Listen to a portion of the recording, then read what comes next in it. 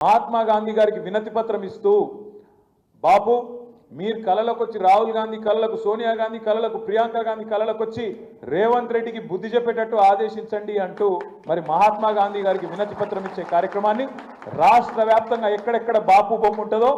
ఎక్కడెక్కడ మహాత్మా గాంధీ బొమ్మ ఉంటుందో ఆడ పోదాం ఈ కార్యక్రమాన్ని విద్యార్థి విభాగమే మీరే లీడ్ తీసుకోవాలి 420 వాదే 420 झूठे वादे और 420 दिन మనం చెప్పాలని చెప్పి నేను కోరుతా ఉన్నా నేను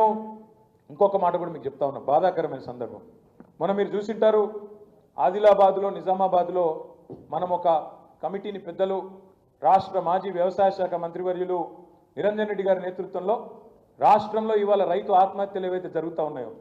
ఎందుకు జరుగుతున్నాయి మళ్ళొక్కసారి కాంగ్రెస్ అధికారంలోకి రాగానే రైతులు పిట్టలు చచ్చిపోయినట్టు ఎందుకు చచ్చిపోతున్నారు ఎండ్రిన్ డబ్బా తీసుకొని పోయి అక్కడ బ్యాంకులో ఆదిలాబాద్లో ఒక రైతు పోయిండు తిరిగి తిరిగి బేజారైండు బ్యాంక్ చుట్టూ తిరిగి తిరిగి బేజారైపోయి ఆఖరికి ఇక రుణమాఫీ అయితలేదు ప్రభుత్వం झूठा మాటలు చెప్తున్నదని చెప్పి ఆ బ్యాంకులోనే ఎంట్రీని దాగి అక్కడనే చచ్చిపోయిండు ఆదిలాబాద్లో దేవరాం అనుకుంటా ఆయన పేరు రైతు పేరు దేవరాం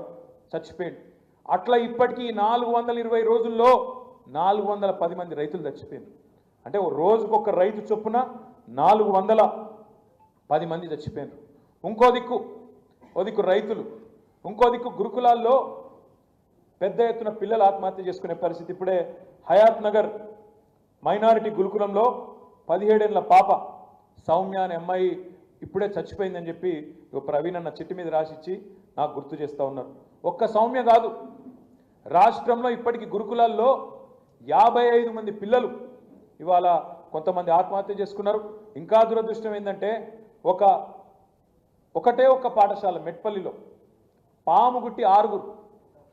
పెద్దాపూర్ అనే ఊర్లో పాము గుడితే అంటే ఎంత చండాలమైన మెయింటెనెన్సు ఎంత అధ్వానపు పరిస్థితి ఉన్నదో దాన్ని బట్టే మనం చెప్పొచ్చు నేనేమంటున్నా అంటే ఇవాళ ఒక రైతులే కాదు రైతులు 410 మంది గురుకులాల్లో పాఠశాలల్లో పిల్లలు మన పిల్లలు నేను పోయినా మా ఎల్లారెడ్డిపేట పిల్లగాడు మా సిరిసిల్ల కాన్స్టిట్యున్సీ కార్తిక్ అనే బాబు చనిపోతే నేను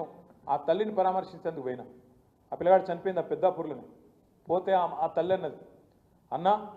నా బిడ్డను నేను గవర్నమెంట్కి అప్పచెప్పిన గవర్నమెంటే తల్లి తండ్రి కాపాడుకోవాలి కానీ తల్లి తండ్రి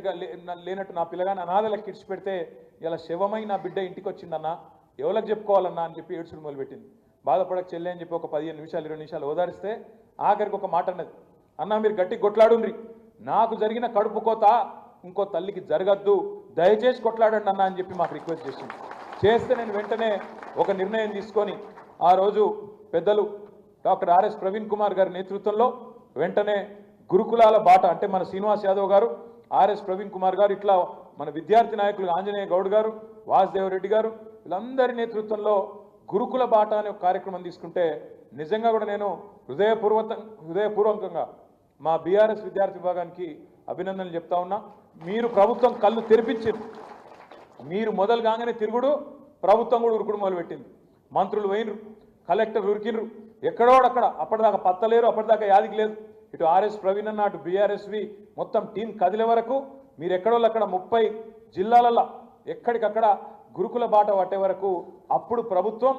దున్నపోతు నిద్ర వదిలి బయటికి వచ్చి ఏదో చేసినట్టు 2 రోజులు డ్రామా చేశారు మళ్ళా కాకపోతే శరామామూలు అయిపోయింది మళ్ళా చావులు కొనసాగుతూనే ఉన్నాయి గురుకులాల్లో పరిస్థితులు అట్లనే ఉన్నాయి